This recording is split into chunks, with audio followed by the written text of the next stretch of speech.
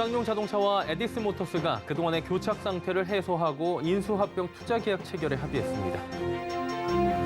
주택시장의 한파가 아파트 경매 시장을 덮치며 전국 아파트 낙찰률 연중 최저치까지 떨어졌습니다. 작년 외국인 직접 투자 295억 달러로 집계되며 역대 최대치를 기록했습니다. 지난달부터 계속된 국제유가 상승세에 정제 마진 회복 기대감이 작용하며 장반기 정유주에 대한 전망이 긍정적으로 나오고 있습니다. 센 경제 라이브 출발합니다.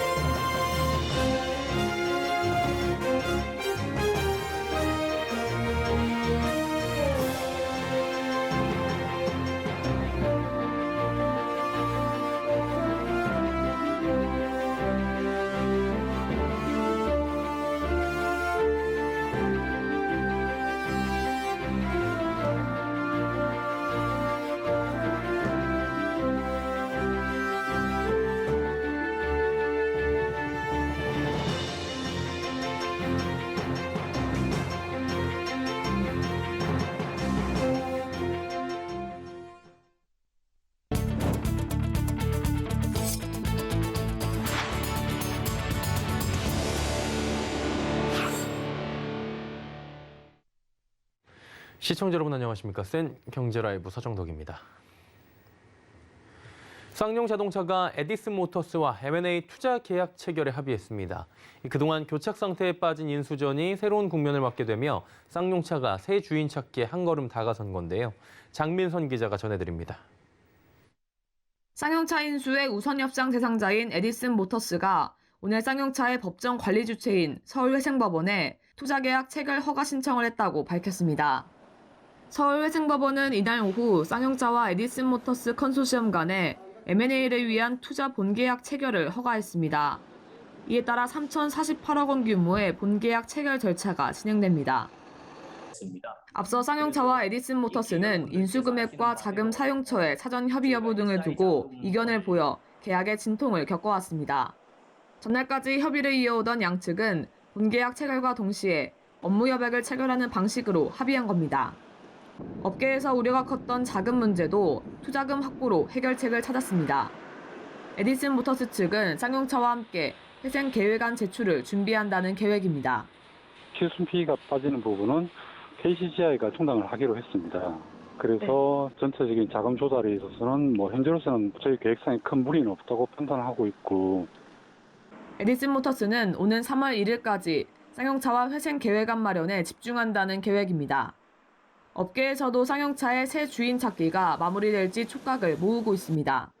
서울경제TV 장민선입니다. 전국 아파트 경매 시장이 얼어붙고 있습니다. 법원 경매 전문기업 지지옥션이 내놓은 작년 12월 경매 동향 보고서에 따르면 지난달 전국 아파트 경매 진행 건수는 1,245건으로 낙찰률은 42.7%로 집계됩니다. 지난해 1월부터 11월까지 월 50%대를 유지하던 전국 아파트 낙찰률이 연중 최저까지 떨어진 것으로 전달인 11월과 비교해 10.2%포인트나 하락했습니다. 평균 응찰자 수도 지난해 12월 5.1명으로 연중 가장 적었습니다.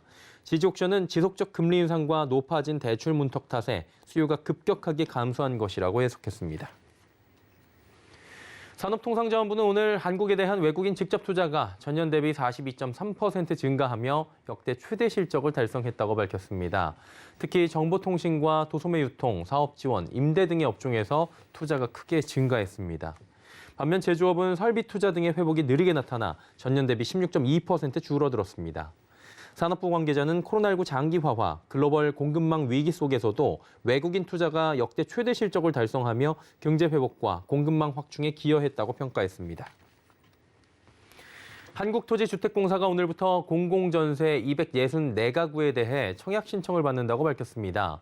공공전세주택은 정부가 발표한 11, 19 전세대책에 따라 신규로 공급되는 주택들입니다. 시중 전세가의 8, 90% 수준의 임대 보증금을 납부하면 월 임대료 없이 최장 6년 동안 거주할 수 있습니다. 지난해 9월 진행한 공공전세 476가구 입주자 모집에는 총 7,503명이 신청해 평균 16대 1, 서울권역의 경우에는 41대 1의 높은 경쟁률을 기록한 바 있습니다. 지난달부터 국제 유가 상승세가 이어지고 있죠. 미국 원유 재고 감소와 일부 오펙 산유국 증산 목표 미달 등으로 정제 마진 강세가 지속되며 국내 정유주의 주가가 오를 것이라는 기대감이 커지고 있는데요. 윤혜림 기자가 관련 내용 전해드립니다. 지난해 11월 오미크론 변이 바이러스 확산 여파로 급락하던 국제 유가가 다시 상승세를 이어가고 있습니다. 국내 유가의 선행 지표인 국제 유가 중 북해 브렌트유는 어제 배럴당 81.75달러에 거래되며 강세를 보였습니다. 같은 날 서부 텍사스산 원유는 배럴당 78.9달러, 두바이유는 배럴당 79.7달러로 3대 유가는 지난달 대비 평균 10% 넘게 상승한 것으로 나타났습니다. 이에 11월 중순 배럴당 2.2달러까지 급락한 싱가포르 복합정제 마진도 배럴당 평균 13.3달러까지 올랐습니다.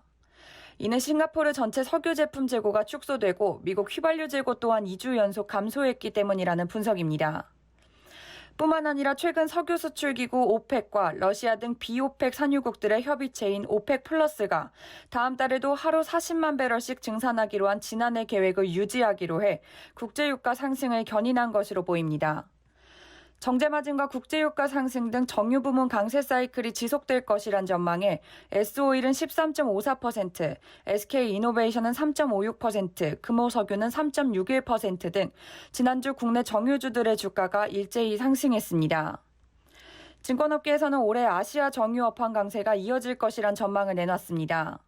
황교안 유한타증권연구원은 코로나19 돌연 변이에 익숙해지면서 글로벌 정유 제품 수요가 하루당 1억 배럴을 회복했다며 정유업계는 연중 내내 호황이 예상되지만 중반부터 글로벌 원유 시장 공급 과잉 전환으로 원유 재고 평가 손실이 발생할 수 있다는 점을 고려해야 한다고 전했습니다. 서울경제TV 윤혜림입니다.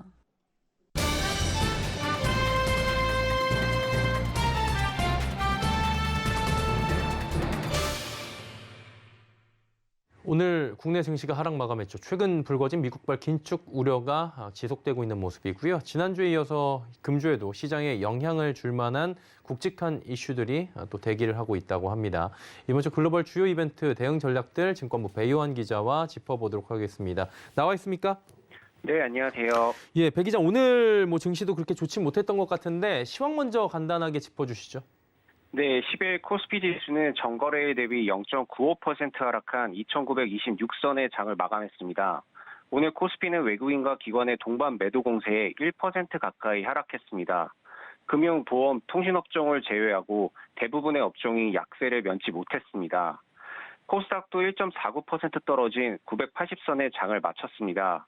외국인과 기관 투자자가 3,300억 원 규모의 주식을 내다 팔면서 지수를 끌어내렸습니다. 올 들어갖고 3,000피, 1,000스탁 지금 다 무너진 상황입니다. 부진한 흐름을 주식시장이 이어가고 있는 상황인데요. 지난주 연준에서 12월 FOMC 회의록을 발표했잖아요. 미국발 긴축 우려가 국내 시장에도 어쩔 수 없이 이제 영향을 미치고 있는 것 같은데 이 관련 내용 조금만 더 짚어주시죠. 네, 지난 6일 미국 연방준비제도는 12월 FOMC 의사록을 발표했습니다. 의사록에는 조기 금리 인상과 양적 긴축 내용이 포함되어 있는 것으로 알려지면서 발표 이후 미 증시는 급락세를 나타냈습니다. 특히 미국 10년물 국채 금리가 1.7%를 돌파하면서 기술주 중심의 나스닥 지수는 발표 당일 3% 넘게 떨어졌고 지난 금요일까지 5.6%가량 하락하며 긴축 우려를 키우고 있습니다. 글로벌 금융시장은 예상했던 테이퍼링 외에도 조기 금리 인상에 양적 긴축까지 더해지자 불안감이 커지는 모양새입니다. 의사록에서 연준 위원들은 이미 완전 고용이 대부분 달성된 것으로 판단한다며 완전 고용 이전에 금리 인상을 시작하는 것이 적절할 수 있다고 언급했습니다. 금융시장에서 우려한 부분은 양적 긴축 정책이 예상보다 빨라졌다는 점입니다. 연준 위원들은 2017년 9월 대차 대조표 축소 시기에 경제 상황과 비교했을 때 현재의 성장률과 인플레이션 모두 현저히 높고 그 규모도 훨씬 크다고 언급했습니다. 앞서 증권업계는 양적 긴축의 시작 시점을 금리 인상이 4회 정도 진행된 이후일 것으로 예상했지만 현 시점에서는 오는 3분기와 4분기 중으로 빨라질 것으로 전망했습니다. 결국 양적 긴축을 통해서 가지고 있는 자산도 매각하고 금리도 빨리 올릴 것으로 지금 예상이 되면서 시장의 불안감이 커진 건데요. 또 이번 주에도 중요한 이벤트들이 굉장히 많잖아요. 어떤 것들을 좀 눈여겨볼까요? 이번 주에도 다수 연준 위원들의 발언과 주요국들의 경제 지표가 발표될 예정에 있어 주목해야 할 것으로 보입니다. 특히 오는 12일에는 파월 연준 의장의 청문회가 예정돼 있어 어떤 발언을 할지 관심이 모아지고 있습니다. 파월 의장이 매파적 색채를 띨 경우 증시의 하락 압력이 불가피할 것으로 전망됩니다. 또한 같은 날 미국의 소비자 물가지수가 발표됩니다. 지난 11월 미국의 소비자 물가지수는 전월 동월 대비 6.8% 급등하며 39년 만에 최대 상승폭을 기록했는데요. 12월 소비자 물가지수는 이보다 더 높은 7% 오를 것으로 전망돼 결과에 따라 향후 긴축 정책을 줄 것으로 예상됩니다. 다음 날인 14일에는 한국은행의 통화정책회의가 열립니다. 금융업계는 이번 금통위 회의에서 올해 첫 기준금리 인상에 무게를 두고 있어 투자자들의 고민은 한층 더 깊어질 전망입니다. 예, 국내 금리 인상 시기까지 지금 짚어봐야 될 것 같고요. 미국 연준 같은 경우에 지금 금리 전망을 어떻게 하고 있는지 많은 분들이 관심을 갖고 계실 것 같습니다. 어떻게 보고 있습니까? 네, 10일 시카고 상품거래소 페드워치에 따르면 오는 3월 FOMC에서 기준금리를 인상할 가능성은 73.4%로 나타났습니다. 지난달 65%보다 8%포인트 높아진 겁니다. 6월 두 번째 기준금리 인상 확률은 49.6%로 집계됐습니다. 6월 FOMC에서 금리를 0.75에서 1%로 예상하는 확률도 22.2%에 달했습니다. 세 번째 금리 인상 시기로 예상되는 9월 FOMC 전망치를 보면 0.75에서 1%가 35.9%로 가장 높았고 1에서 1.25% 확률도 18.9%를 기록했습니다. 허진욱 삼성증권 연구원은 대부분의 FOMC 참여자들이 조기 금리 인상을 선호하고 있는 것으로 판단된다며 이를 반영해 미국의 금리 인상 시점을 기존 5월, 7월, 11월에서 3월, 6월, 9월로 수정한다고 밝혔습니다. 예, 한마디로 미국도 지금 연중 3회 정도로 강력하게 금리 인상 시기가 도래하고 있는 건데 그러면 이제 금융시장 최대 화두가 긴축이지 않습니까? 이거에 대한 대응 전략은 어떻게 가져가는 게 좋을까요? 네, 증권업계는 미국발 조기 금리 인상과 대차 대조표 축소에 따른 유동성 위축 우려가 한꺼번에 진행되면서 시장 변동성을 키울 가능성이 높다고 전망했습니다. 특히 긴축으로 인한 시장의 하락 압력이 강할 수 있기 때문에 방어주로 단기 대응이 필요하다는 분석이 나옵니다. 안성훈 KB증권 연구원은 글로벌 금융위기 이후 통화정책 정상화 시기 중 첫 기준금리 인상을 앞둔 2015년 하반기에 민감주 대비 방어주가 상대적으로 강세를 나타냈다고 언급했습니다. 이어 2015년 하반기 강했던 방어 업종들은 공통적으로 이익 안정성과 예측 가능성보다는 시장이 흔들릴 때 덜 하락하고 배당으로 수익률 악화를 상쇄할 수 있는지가 중요하게 작용했다며 이를 기준으로 현재 업종별 투자 매력을 비교해보면 통신 서비스와 음식료, 담배, 개인용품, 유통 등에 관심을 가져볼 필요가 있다고 분석했습니다. 김대준 한국투자증권 연구원은 이번 주 국내 증시는 파월 연준 의장 청문회와 한국은행의 금통위 회의를 앞두고 있다며 금리 상승을 견딜 수 있는 기업을 찾는 게 중요하다고 조언했습니다.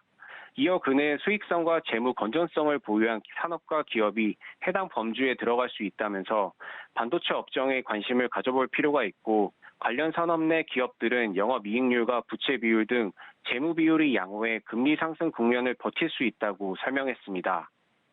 예, 이번 주도 쉽지 않은 한 주가 될 것 같습니다. 증권부의 배요한 기자였습니다. 고맙습니다. 네, 감사합니다.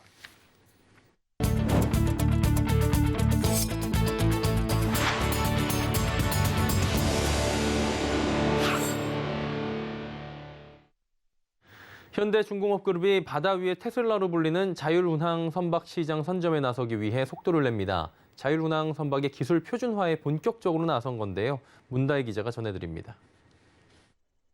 현대중공업그룹이 미국 성급협회와 자율운항 선박 기술 표준 개발에 뛰어듭니다. 현대중공업그룹 아비커스는 어제 미국 성급협회와 선박 자율운항 기술 단계별 기본 인증 및 실증 테스트 추진을 위한 양해각서를 체결했습니다. CES 2022에서 이뤄진 이번 체결식에는 정기성 현대중공업 지주 사장과 ABS 최고 운영 책임자, 존 맥도날드 부사장 등이 참석했습니다. 협약에 따라 아비커스는 자율운항과 자율접안, 완전 자율운항 등 자체 개발한 다양한 솔루션을 ABS의 자율운항 규정에 맞춰 단계별 실증에 돌입합니다. 이를 통해 아비커스는 자체의 자율운항 기술에 대해 단계별 인증을 획득하고 ABS는 단계별 실증 절차 규정을 마련할 계획입니다. 특히 현재 자율운항 기술에 대한 국제적 표준이 없는 상황, 이에 실증 데이터를 토대로 우리 기술을 표준으로 만들겠다는 전략입니다. 현대중공업그룹의 자율운항 기술을 단계적 인증을 받고 실증 테스트를 통해서 국제회사기구가 주도하고 있는 표준 수립에 기여할 수 있을 것으로 생각을 합니다. 현대중공업그룹이 자율운항 기술에 집중하는 이유는 세계 조선 시장이 고부가가치 선박을 중심으로 시장이 빠르게 크고 있기 때문. 글로벌 시장조사 업체 어큐트 마켓 리포츠는 자율운항 선박 및 관련 기자재 시장이 연 12.6%씩 성장해 2028년 2,357억 달러에 이를 것으로 내다봤습니다. 현대중공업그룹이 에이비스와 협력하면서 자율운항 기술 분야의 게임 체인저로 떠오를지 주목됩니다. 서울경제TV 문다입니다. 이번 세계 최대 가전 IT 전시회 CES 2022에서 우리나라 기술과 제품 139개가 혁신상을 휩쓴 것으로 나타납니다. 한국무역협회 국제무역통상연구원에 따르면 전체 CES 혁신상 623개 중 역대 최다인 139개를 한국 기술 또 제품이 받았습니다. 분야별로 살펴보면 먼저 지속가능성 분야에서 33개 중 한국 기술 제품이 10개를 받았고 헬스, 웰리스 분야에선 75개 분야 중 14개가 한국 기술 제품이었습니다. 또 소프트웨어, 모바일 웹 분야에서는 전체 33개 절반에 가까운 16개를 한국 기술 제품이 수상했습니다. 무역협회는 우리 기업들이 팬데믹으로 인한 어려움 속에서도 기술 혁신과 제품 개발에 꾸준히 매진한 결과라고 평가했습니다. 관세청과 식품업계에 따르면 지난해 1월부터 11월 우리 라면 수출액은 6억 790만 달러로 사상 최대 실적을 기록한 것으로 나타납니다. 기존 연간 최대치인 6억 357만 달러 실적을 이미 넘어선 건데요. 코로나19로 해외에서도 집콕 생활이 늘며 한국 라면이 한 끼 식사이자 비상식량으로 주목받았기 때문이란 분석입니다. 특히 농심과 팔도 등 일부 업체가 해외에 공장을 두고 현지에서 직접 라면을 생산해 판매하는 것을 고려하면 실제 한국 라면의 글로벌 판매액은 훨씬 클 것이란 관측이 나옵니다. 라면 수출액을 국가별로 보면 중국이 1억 3,342만 달러로 가장 많았고 이어 미국과 일본, 대만 등의 순이었습니다. 이달 27일 중대재해처벌법 시행을 앞두고 건설사들이 안전인력 확보에 공격적으로 나서고 있습니다. 구직 기회가 늘어날 조짐을 보이자 관련 자격증 취득 문의도 늘고 있다고 하는데요. 이지영 기자가 전해드립니다. 현대엔지니어링, 쌍용건설, DLENC, 한화건설 등 대형 건설사들의 2022년 상반기 채용이 한창입니다. 채용 분야를 살펴보면 안전관리 항목이 눈에 띕니다. 안전과 관련된 학과를 졸업해야 하고 경력자를 우대합니다. 산업안전지도사, 건설안전기술사 자격증이 있어야 지원할 수 있는 등의 조건도 있습니다. 이달 27일 중대재해처벌법 시행을 앞두고 건설업계가 안전관리 전문 인력 채용에 막바지 열을 올리고 있는 겁니다. 이 법은 산업재해로 사망사고가 발생했을 때 사업주 등 경영 책임자에게 1년 이상 징역 또는 10억 원 이하 벌금에 처할 수 있습니다. 사고에 대한 부담을 키워 사고를 예방하겠다는 취지인 만큼 기존의 안전관리를 얼마나 철저히 했는지가 핵심입니다. 중대재해처벌법 시행령에 따르면 현재 공사비 80억 원 이상 건설 현장은 안전관리자를 의무 배치해야 하고 올해 7월부터는 60억 원 이상으로 오는 2023년 7월부터는 50억 원 이상 현장으로 각각 확대됩니다. 저희 쌍용건설은 기존 안전혁신팀을 안전혁신실로 지난 11월 격상시키면서 직원도 더 증원을 시켜서 안전에 대한 조직도 강화해서 전사적인 안전에 대한 그 직원들의 의식 및 그 안전 활동을 보강하고 있는, 더 확충하고 있는 상황입니다.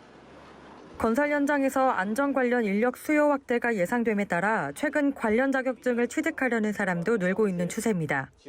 기사 자격증 접수 상위 5종목, 그러니까 산업안전기사, 건축기사, 전기기사, 소방설비기사, 정보처리기사를 2015년 대비 접수 인원 증가율을 비교했을 때 산업안전기사가 증가율이 70%로 1순위를 기록하고 있어요.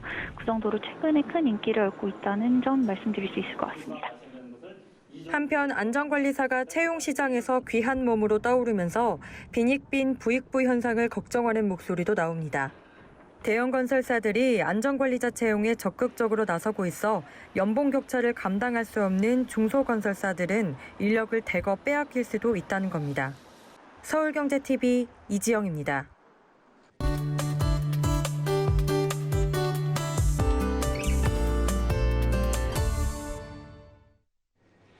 작년 11월 국제에너지기구는 세계에너지 전망 2021 특별판을 통해 세계 각국이 청정 에너지 전환을 어느 정도 이뤘는지, 또 그리고 1.5도씨 목표에 도달하기 위해 얼마나 더 많은 청정 에너지 확보를 해야 하는지에 대한 여러 자료들을 제공한 바 있습니다. 국제에너지기구는 태양광 발전이나 풍력 배치를 2배로 늘리기 위한 대규모 추가 증설이 필요하다고 했는데요. 특히 수용 가능한 경우 원자력 사용을 포함한 탄소 저배출 발전의 확장 등을 통해 에너지 믹스의 탈탄소화를 가속화해야 한다, 이렇게 주장을 했다고 합니다. 자, 그래서 오늘은 미래 탄소 중립으로 가기 위한 에너지 정책 방향성에 대해서 짚어보도록 하겠습니다. K웨더의 반기성 센터장 오늘도 함께합니다. 어서 오세요. 네, 안녕하세요. 네, 반갑습니다.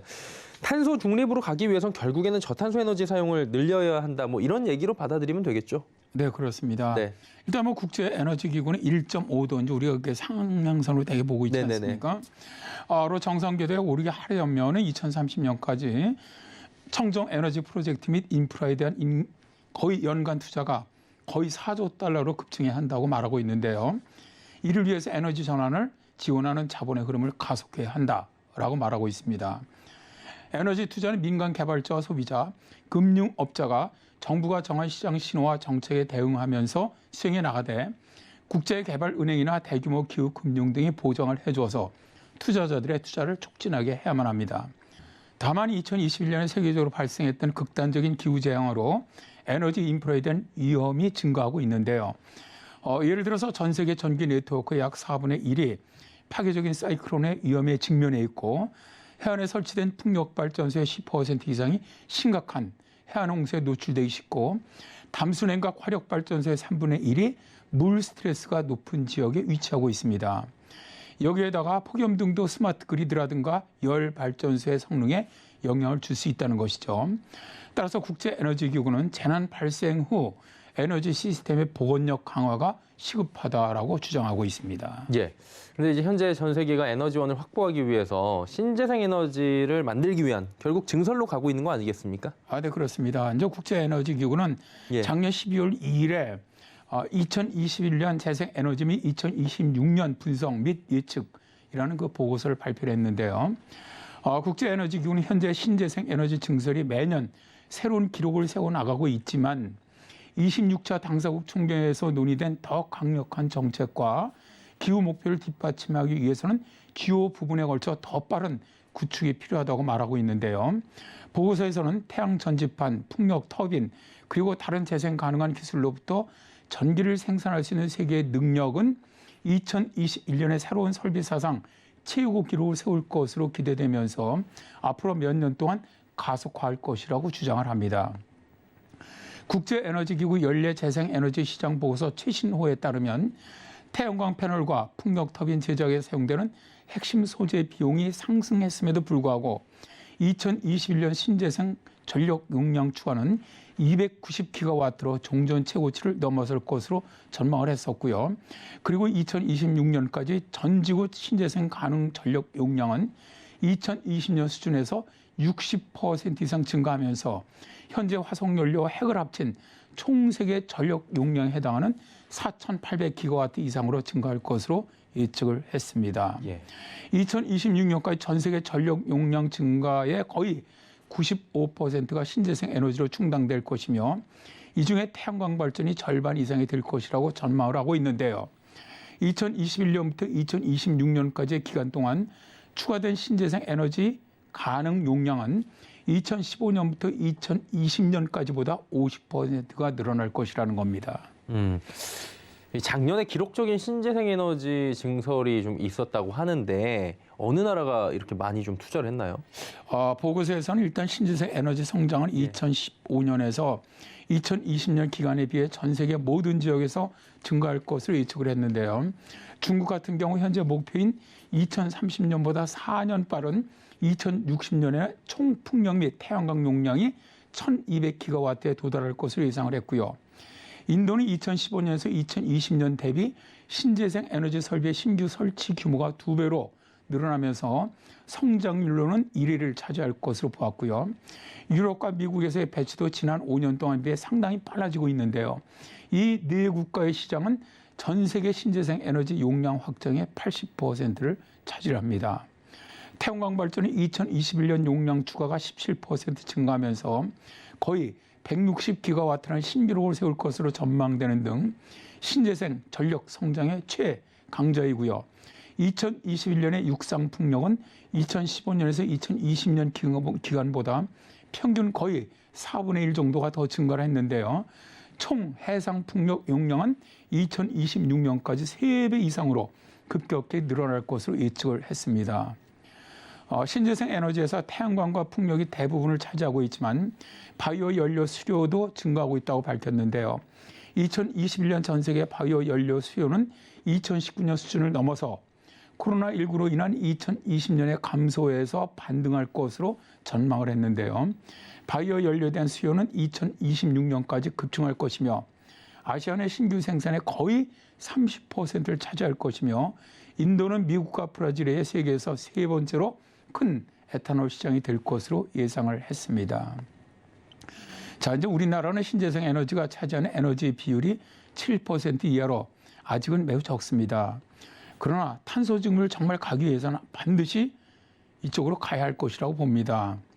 정부는 2050년에 신재생 에너지 비율을 70% 이상으로 늘리겠다고 한 만큼 지금부터라도 신재생 확장을 위한 설계는 물론 다양한 인프라까지 매칭되는 제도 혹은 정책을 시행해야 할 것으로 보고 있습니다. 예, 탄소 중립을 위한 에너지 정책 방향성에 대해서 짚어봤습니다. K외도의 반기성 센터장과 함께했습니다. 고맙습니다. 네, 감사합니다.